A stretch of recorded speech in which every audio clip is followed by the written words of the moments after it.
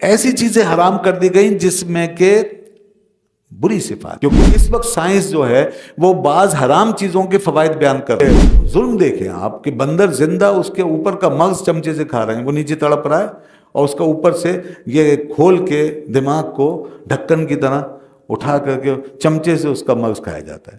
اب یوں سمجھیں کہ اسلام میں جو چیزیں حرام کی گئی ہیں اس کی 3 وجہ ہو سکتی ہیں، اگر آپ جمع کریں 3 وجہ۔ پہلی وجہ جسمانی طور پہ نقصان دہ، وہ ایک کیٹیگری بنا لیں، جو چیز جسمانی طور پہ نقصان دہ ہے وہ حرام ہے، چاہے وہ پاک ہے، صاف ہے، کچھ بھی ہے حرام۔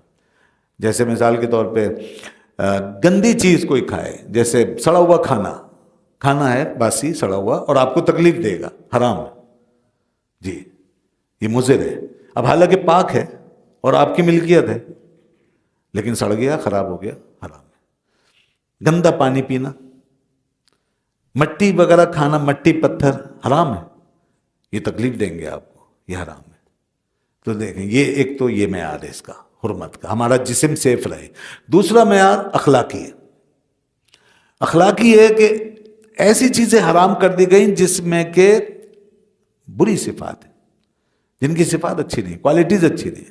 مثال کے طور پہ کیڑے مکوڑے، یہ ان کے اندر ذلت ہوتی ہے، بہت پسپائی ہوتی ہے، یہ حقیر ہوتے ہیں، ان کو کوئی بھی اہمیت نہیں دیتا، پیروں میں رون دیتے ہیں ہم اور نیچے پڑے رہتے ہیں۔ تو یہ حقارت کی وجہ سے، حقارت کی وجہ سے، ذلت کی وجہ سے ہمیں یہ چیزیں کھانے کی اجازت نہیں، کیونکہ ایسی چیزیں ہم کھائیں گے نا تو کیا ہوگا، ہمارے اخلاقیات میں پستی آ جائے گی، ہم ذلیل النفس ہو جائیں گے، ہمارے اندر یہ چیزیں عام ہو جائیں گی، خست، دنات، ذلت نفس، اس لیے ہمیں وہ منع کر دیا۔ ایسے سارے حشرات جو ہیں سب حرام ہیں، دیکھیں چیونٹی، چھپکلی، لال بیگ، چوہے، کیڑے مکوڑے، حشرات سب حرام ہیں، کوئی حلال نہیں ہے اس میں۔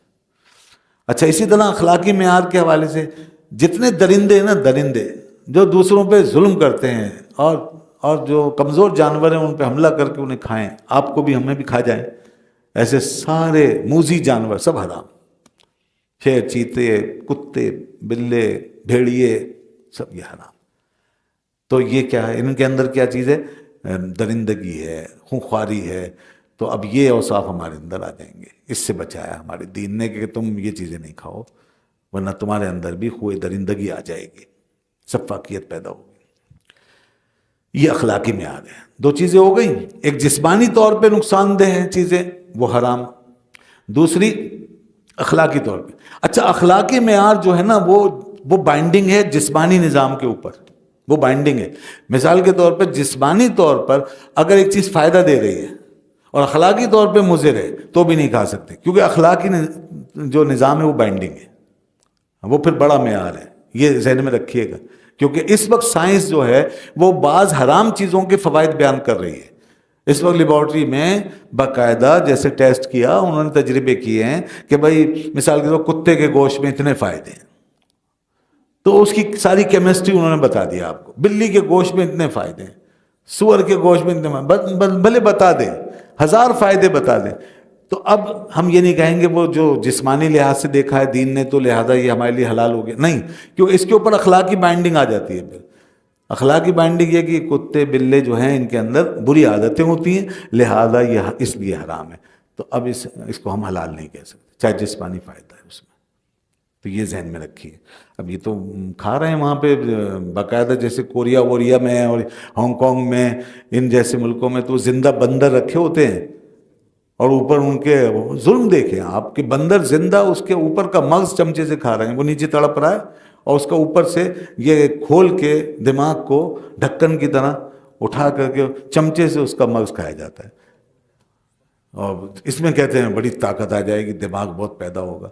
یہ سب ہو رہا ہے باہر، تو چاہے دماغ پیدا ہو یا آپ کے جسم کا فائدہ، بہرحال یہ اخلاقی لحاظ سے ہمارے لیے ممنوع ہے، اس لیے روک۔ اچھا، اب اس کے اوپر بھی ایک اور بہت بڑی بائنڈنگ ہے، تیسری چیز جس کی وجہ سے حرام قرار دیا، وہ ہے عقیدہ۔ عقیدہ یہ جو اس میں آیا ہے، وما اہل بہ لغیر اللہ، کہ اب تم ذبح جو کرو تو اللہ کے نام پہ کرو۔ اب مثال کے طور پر 2 آپ کے ٹیسٹ اور معیار پاس ہو گئے، آپ کے جسم کے لحاظ سے بھی فائدہ مند ہے، مثال بکری ہے، گائے ہے بکری ہے کوئی نقصان نہیں، فائدہ مند ہے. اور دوسرا ٹیسٹ یہ کہ اخلاقی لحاظ سے بھی آپ کلیئر ہو گئے، لیکن آپ نے اس کو ذبح کیا تو اللہ کا نام نہیں لیا، یہ تیسری بائنڈنگ، سب سے بڑی بائنڈنگ یہ ہے، اب وہ حرام ہو جائے گا. تو آپ یہ نہیں کہہ سکتے صاحب دو چیزیں تو کلیئر ہے نا، نہیں، کیونکہ وہ پھر اس کے اوپر بھی ایک بائنڈنگ ہے. تو اس طرح یہ تین بائنڈنگز ہیں. سب سے پہلے آپ کی جسمانی صحت کا لحاظ ہے، اس کے اوپر اخلاقی معیار قائم کیا گیا، اس کے اوپر آپ کا عقیدہ. یہ ہے ہمارے دین کا اسٹینڈرڈ کھانے پینے کے حوالے سے.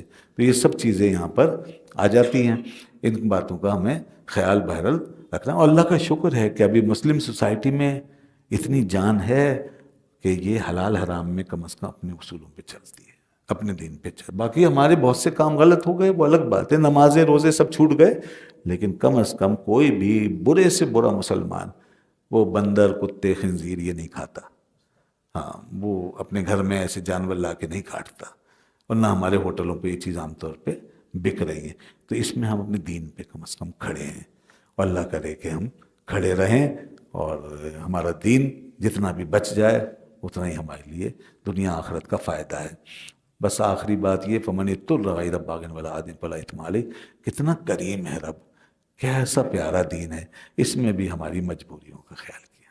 بائنڈنگ ضرور آئی ہے، لیکن پھر اٹھا دیتا ہے بائنڈنگ کو، پابندی کو، کہ اگر تمہاری جان خطرے میں ہے تو کھا لو، سبحان اللہ. اگر تم مجبور ہو تو کھا لو. اب جو بھی ہے، سور کا گوشت ہے، کوئی بھی بری سے بری چیز ہے، حرام سے حرام، غلیظ سے غلیظ، اب جان ہی جا رہی ہے، کیا کرے آدمی؟ تو دیکھیے وہ دین ہمارا ہماری جان کی فکر کرتا ہے. فرمایا پس جو مجبور ہو گیا غیر باغن، بشرطے کہ وہ باغی نہ بنے، یعنی نافرمانی کے طور پہ نہیں کہ سرکشی دکھا رہا ہے اور جان بوجھ کے کھا رہا ہے، اور ولا عادن، اور نہ حد سے بڑھے، نہ تو وہ نافرمانی کرے اور نہ کھانے میں حد سے بڑھے. جتنی جان بچانے کے لیے ضروری ہے چیز اتنا کھا لے. ایک لقمے سے جان بچ جائے گی اور وہ حرام کا لقمہ ہے تو کھا لو اور جان بچا لو. شراب کا ایک گھونٹ ہے، اگر اس سے جان بچ جائے گی تو پی لو. یہ اور کوئی چیز نہیں ہے، مجبوری ہے. یہ ہے ہمارا دین حالت اضطرار میں پھر ہمارے لیے الاؤ کر دیا. تو فرمایا فلا اثم علیہ، بس کوئی گناہ نہیں ہے اس کے اوپر جو ایسا مجبور ہو. اسی طرح وہ بھی مجبور ہے جس کے سر پہ پسٹل رکھ دی گئی اور دھمکی ملی کہ کھاؤ ورنہ مار دیں گے، تو وہ بھی کھا سکتا ہے.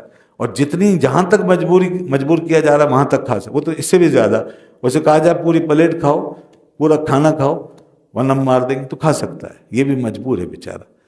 تو دین ہمارا پھر یہاں ہم پر بڑی رحمت فرماتا ہے، بڑی وسعت ہے. لیکن اگر کوئی اس پہ نہ چلے اور کہے کچھ بھی ہو جائے میں تو نہیں کھاؤں گا، اور وہ جان دے دے، تو اس کو کہتے ہیں عزیمت.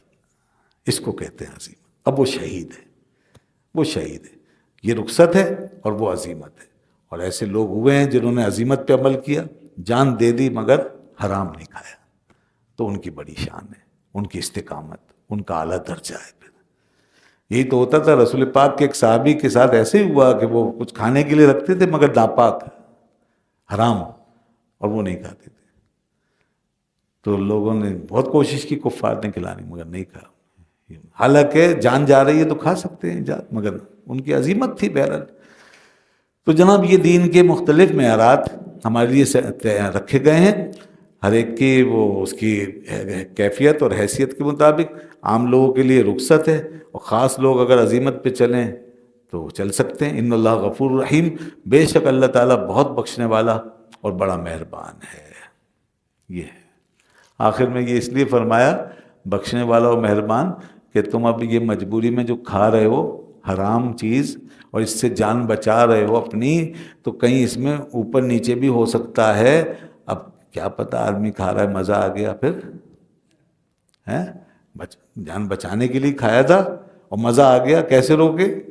تو یہ باغی ہو گیا نہیں ہو گیا؟ تو ایسے باغی کو معاف کر دے گا اللہ. اب وہ آ گیا مدد کیا کرے؟ اچھا پھر اس کی پیمائش کہ کتنے سے جان بچے گی. پتہ چلا کہ وہ تھوڑا سا زیادہ کھا گیا تو وہ پیمائش تو نہیں ہو سکتی. آدمی اب اس میں اگر پڑ جائے کہ یا اللہ میں کیسے بچوں، کیسے اسے ناپوں کہ اس سے جان بچے گی اور اس سے زیادہ یہ ہے، تو فرمایا اس کی فکر نہیں کرو، اللہ تعالیٰ ایسی پریشانیوں میں نہیں ڈالتا کیونکہ وہ غفور و رحیم ہے، وہ بخش دے گا تمہیں، ایسی چیزوں میں بخش دے گا جو تمہارے قابو سے باہر ہے۔ واخر دعوانا الحمدللہ۔